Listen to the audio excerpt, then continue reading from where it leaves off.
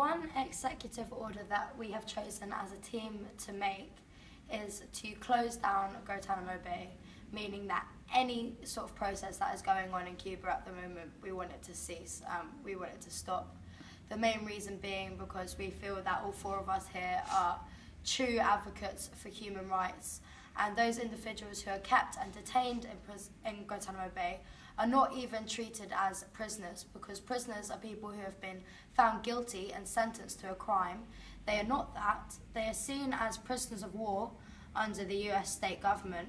However, their human rights, which they are entitled to under the UN Convention of Human Rights and many other acts, they are completely denied them, the biggest two, namely being innocent until proven guilty. And the fact that their freedom of movement is completely restrained. They don't know where they are, they can't speak to their families, and we feel that this is a very serious injustice.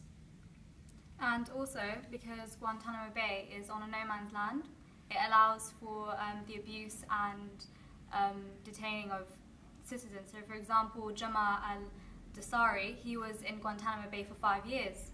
He was abused, he was threatened to be killed, put in isolation, put in a cold room, taken no food, no water, had his family being threatened. He said that he's going to stay in Cuba for the rest of his life. And this is a huge violation of the human rights. And since it's in a no man's land, why should America have control over it? And I think that's a huge violation. Another reason that we think that Guantanamo Bay is very unjust is the fact that not only does it go against human rights, it goes against the US Constitution in the way that it treats its prisoners and the way that prisoners are represented. Under US Constitution, every prisoner has the legal right to legal representation and due process. Yet in Guantanamo Bay, not 1 out of 800 incarcerated there have been charged with a crime recognised under either US or international law.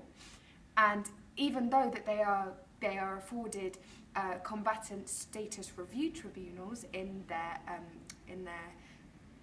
court cases, they are basically have no meaningful way of contesting evidence. And we feel that innocent until proven guilty is one of the most valuable and important parts of the rule of law, and the fact that it is violated so outrightly in Guantanamo Bay, we protest against.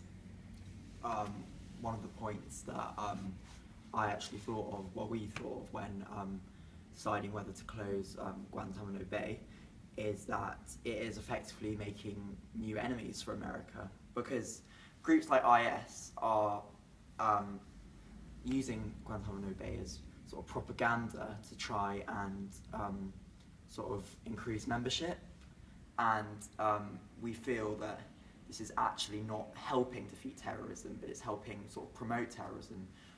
Maybe ways such as peaceful solutions are a better way in combating terrorism. That's why we think we should close Guantanamo Bay. In conclusion, not only for all the brilliant points that we've listed about violating human rights, we also feel that this specific act is very topical today.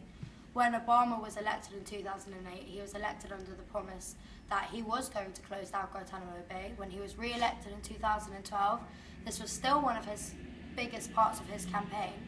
Yet at the end of his presidency, we've seen no gains towards shutting down Guantanamo Bay. It's still functioning just as it was prior to the Obama presidency. Hence why we have chosen this as the one executive order that we would pass, because we feel like we should truly live up to what Obama promised the American citizens. Thank you very much. Thanks.